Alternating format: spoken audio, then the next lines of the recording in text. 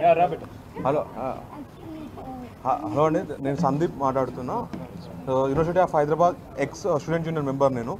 So ఈరోజు మనం అంటే ఈ ఇన్సిడెంట్తోనే మనకు అర్థం కావాలి కాంగ్రెస్ ప్రభుత్వం యొక్క హిపోక్రసీ అర్థం కావాలి మనకు. రాహుల్ గాంధీ గారు అంటే మన ప్రధానమైన అంటే ఇటు గవర్నమెంట్ చెప్పే ఒక యూనివర్సిటీకి అంత భూమి ఎందుకు అని ఒక ప్రధానమైన క్వశ్చన్ రైజ్ చేస్తున్నారు మన స్టేట్ గవర్నమెంట్లో ఉన్న పెద్దలు కానీ వీళ్ళందరూ కానీ. మీరు అందరూ అర్థం చేసుకోవాల్సిన విషయం ఏంటంటే రాహుల్ గాంధీ గారు చదువుకున్న క్యాంబ్రిడ్జ్ 3000 ఎకరాలలో ఉంది, ఆయన డిస్కంటిన్యూ చేసిన హార్వర్డ్ కూడా 2000 ఎకరాలలో ఉంది.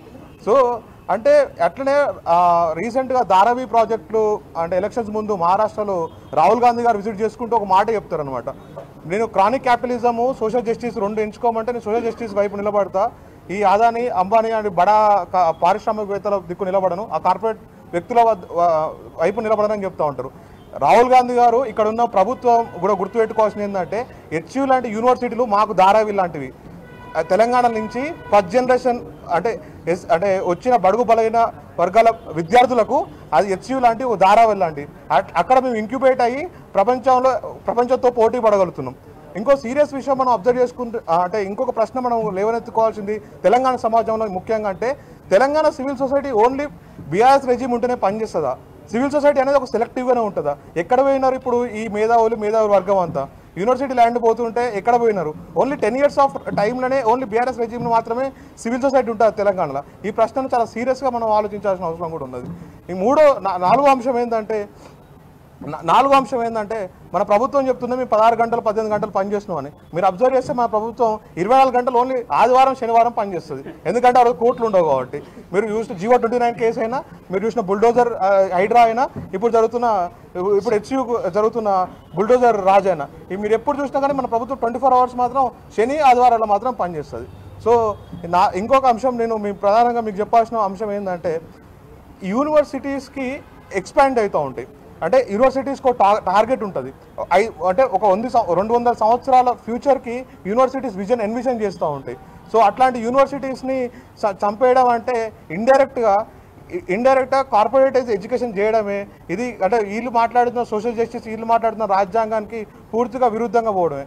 సో ఇంకో చాలా బాధాకరమైన అంశం ఏంటంటే మా అలుమ్ని ఇదే ప్రభుత్వంలో ఉన్నారు, ఇదే ప్రభుత్వం శాసనసభ్యులుగా ఉన్నారు, ఇదే ప్రభుత్వంలో మంత్రులుగా ఉన్నారు. మరి వాళ్ళు యూనివర్సిటీ మీద చూసి ప్రేమ ఎందుకు వస్తుందో నాకు అర్థమవుతలేదు.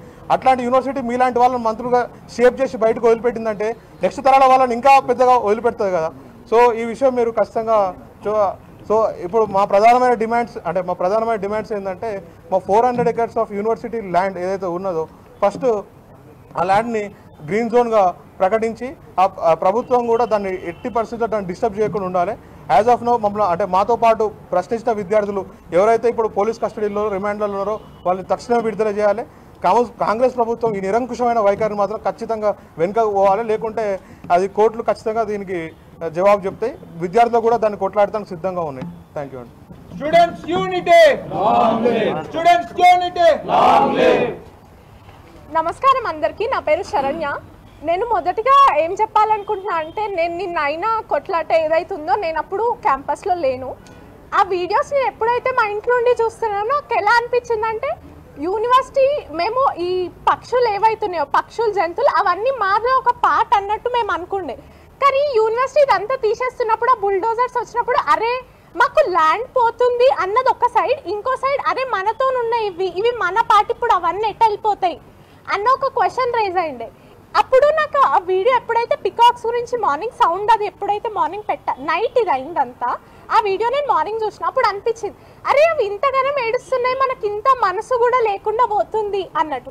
ఎప్పుడైతే పోలీస్ వాళ్ళు వచ్చి నిన్న జరిగిన సిచ్యువేషన్లో ఆడపిల్లల్ని కానీ బాయ్స్ని కూడా ఇష్టం వచ్చినట్టు ఇట్లా పశువులను మనం చంపడానికి వేసినప్పుడు ఇట్లా నూకుతామా, అట్లా నూకినట్టు నూకుతున్నారు. అంటే వాళ్ళకి దెబ్బ తాకుతుందా, ఏమైతుంది, అసలు నువ్వు ఎందుకు చేస్తున్నావు అని పోలీస్ వాళ్ళకు కూడా అసలు ఏం లేదు. అండ్ సేమ్ ఇట్లానే ఫస్ట్ పార్టీస్ అన్ని పక్కకు పెట్టి చూస్తే ల్యాండ్ పార్టీస్ ఇవన్నీ పోతున్నాయి, మన మానవత్వం ఎట్టుపోతుంది, మనం ఏమవుతున్నాం అసలు ఇంత అవుతుంది. ఏదన్నా అసలు పిల్లలు కాదు పెద్దలకు కూడా ఇంత అవుతుంది, వాళ్ళు కొట్లాడుతున్నారు, మనం ముందుకు వచ్చి ఒకటి ఫార్వర్డ్ ఇద్దామన్నట్టు ఏం లేదు. ఎట్లా అంటే వాళ్ళు కొట్లాడుతున్నారు కదా చూద్దాం ఏమవుతుందో, వాళ్ళ పార్టీ చేస్తుంది మేము రాము అది వాళ్ళది, అట్లా కాకుండా మన లోపల మానవత్వం ఏమవుతుంది. ప్రొఫెసర్ సాయిబాబా ఉన్నారు, ఆయనది కూడా ఆయన కేసులో కూడా ఎంత అన్యాయం జరిగింది. ఎవరన్నా అసలు అది ఎట్లా అందరికీ తెలుసు, కానీ ఏం చేయలేకపోయినాం. ఇప్పుడు కూడా అలానే ఉంది. మనం మాట్లాడకపోతే ఏది మాత్రం బయటికి రాదు. మా మమ్మీ ఒక్కటే చెప్తుంటారు ఎప్పుడు, మన చేతిలో విద్య, పైసలు ఉండాలి, పవర్ ఉండాలి, ఈ మూడు లేకపోతే మన మాట ఎవ్వరు వినరు అని. ఇది అలానే అనిపిస్తుంది ఇప్పుడు నాకు చూస్తుంటే. అందుకే మనం మన వచ్చే తరాలను కూడా ఫస్ట్ మనం పోరాడాలి అన్నది చెప్పాలి. వాళ్ళు ఎవరో వచ్చి మన కోసం పోరాడుతుంది అన్నది కాదు, మనం ఫస్ట్ పోరాడాలి. మనకు ఆ ధైర్యం ఉండాలని మనం నేర్పాలి. ఫస్ట్ మానవత్వం నేర్చుకుందాం, తర్వాత అన్నిటి గురించి పోరాడదాం.